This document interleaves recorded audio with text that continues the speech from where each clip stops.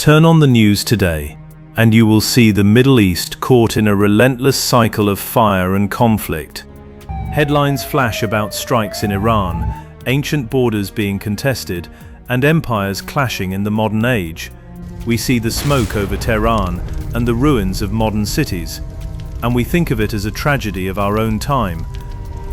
But what if I told you that the deepest wound ever inflicted on this land did not happen yesterday?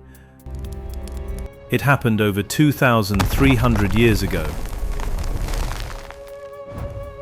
Tonight, we aren't just reading about history in a dusty textbook. We are stepping directly into the flames. I am going to show you the exact moment the heart of the ancient world stopped beating. The night the greatest conqueror in human history became a drunken god with a torch.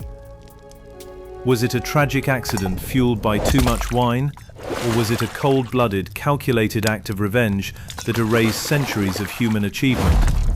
Let's find out, because I am taking you to Persepolis. The year is 330 BC, and the air is already starting to smell like smoke.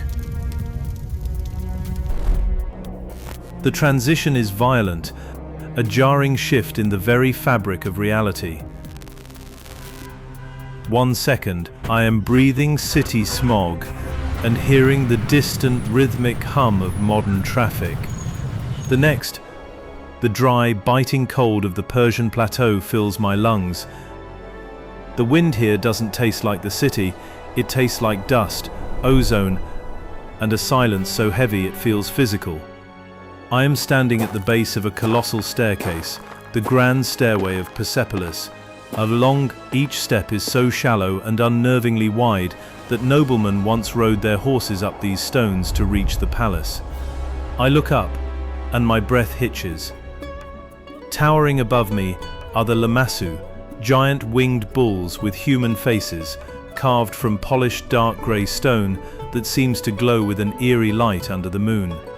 No camera in the 21st century can truly capture the overwhelming scale of this place. The columns stretch 60 feet into the night sky, topped with massive double-headed griffins that seem to stare down at me with an ancient stony judgment. It makes you feel entirely insignificant, like a mere insect walking through a city built for giants, for the gods themselves. This is the crown jewel of the Achaemenid Empire, the wealthiest city under the sun. But the legendary silence of this ancient wonder is broken. It is a sound I will never forget, a sound that chills me more than the mountain wind. It isn't the clashing of swords or the roar of battle that part is over. It is a frantic metallic shrieking, the sound of thousands of bronze daggers desperately scraping pure gold leaf off the walls. The Macedonians are here. The looting has been going on for weeks, and the city is a carcass being picked clean by vultures in armor. I am walking through the Apadana, the great audience hall, trying to stay deep in the shadows of the massive pillars. I feel like a modern ghost, a fly on the wall, terrified that one of these battle-hardened veterans, covered in the scars of a decade of war, will notice my strange clothes and my bewildered eyes. The floor, once covered in the finest marble and polished to a mirror shine, is now littered with shattered lapis lazuli and trampled silks. I see soldiers dragging away intricately woven carpets that took entire families decades to complete, laughing as they hack solid silver statues into jagged pieces just so they can fit them into their leather pouches. You can smell the sweat of greedy men mixed with the scent of ancient cedar wood and the spilled, expensive perfumes of a fallen court. It is the smell of a civilization being ripped apart at the seams, piece by golden piece. Now, if you are watching this, you probably think you know how this story ends. You have read the history books. You think you know Alexander the Great, the enlightened king, the student of Aristotle, the man who wanted to unite East and West. But what happened next? What I am seeing right now, is not in the sanitized versions of those books. I've managed to get close to the royal pavilion. I can smell the heavy spiced wine and hear the roar of a party that has turned into a riot. To the king! And what I am about to witness will make your blood run cold. Alexander is not acting like a brilliant tactician tonight.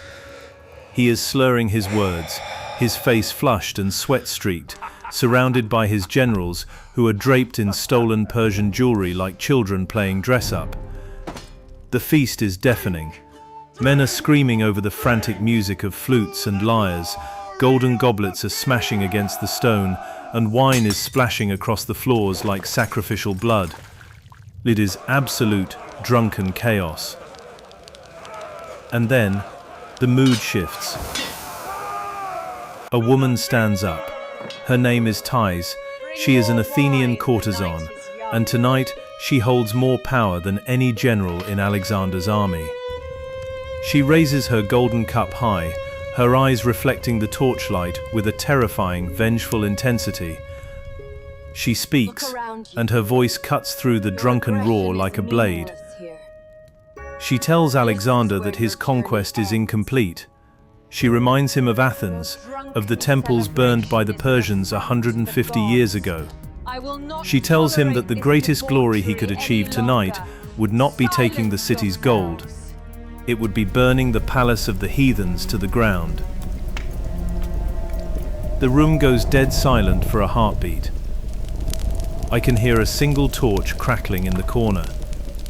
And then a roar erupts that shakes the very foundations of the palace. Alexander's eyes lock onto hers. You can see the dark, intoxicated thrill wash over his face, the look of a man who thinks he is a god and is tired of building things. He doesn't hesitate. He grabs a torch from the wall, the fire dancing in his eyes. The greatest hero of the ancient world is about to commit its greatest crime. They spill out of the pavilion like a river of liquid fire, a roaring mob of drunken conquerors holding flames against the black Persian night. The air is thick with the smell of burning incense and pure, unadulterated madness. I am running now, trying to keep my distance, but the heat is starting to build with impossible speed. Someone throws the first torch into the Apadana, then another, and another. The heavy purple silk tapestries lining the halls, treasures of the Silk Road, catch fire instantly, the flames climbing the walls like glowing, hungry snakes. The air turns into a furnace, the roar of the flames drowns out the shouting, a deafening, hungry sound that vibrates in your very chest and rattles your teeth. I am coughing, the thick black smoke stinging my eyes and blinding me. The magnificent cedar roof, brought from the ancient forests of Lebanon, is now a sea of roaring orange. Burning debris begins to fall like meteors from a collapsing heaven. I have to dodge a flaming piece of wood the size of a modern car that crashes just inches away from me, sending a spray of sparks into the air. As I sprint down the great staircase, gasping for oxygen, I look back one last time. Through the blistering heat and the haze of destruction, I watch the impossible happen. The great 60-foot stone columns, the pillars that were meant to stand until the end of time, begin to crack and shatter from the immense thermal shock. With a sound like a mountain collapsing, the roof of the Apadana falls. Millions of hours of human genius, art, and history are instantly vaporized. The sky above Persepolis glows a violent, unnatural red, visible for 50 miles across the desert. These aren't just walls burning. It is the destruction of an entire world's memory. These are the shards of history, burning up in the atmosphere of one man's ego.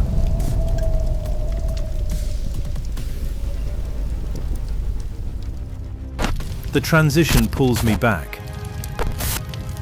The smoke clears, replaced by the exhaust of city traffic and the cold blue light of my smartphone screen. The roaring fire fades into the distant, lonely wail of a police siren. I am back in the present, but I can't shake the feeling of the heat on my skin or the smell of that ancient smoke in my clothes. The ashes of Persepolis are still there today, scattered across the Iranian plateau, a haunting, grey reminder of what humanity can lose in a single night of drunken rage and perceived righteousness. We look at the Middle East today, at the borders constantly redrawn in blood and fire, at the tension that never seems to break, and we ask ourselves when it will finally end. But after standing in those halls, after watching an empire's heart burn for the sake of a toast and a woman's revenge, you realize something terrifying. History doesn't just repeat itself, it echoes. And the fire Alexander started that night in 330 BC. Looking at the world around us today, I don't think it ever really went out.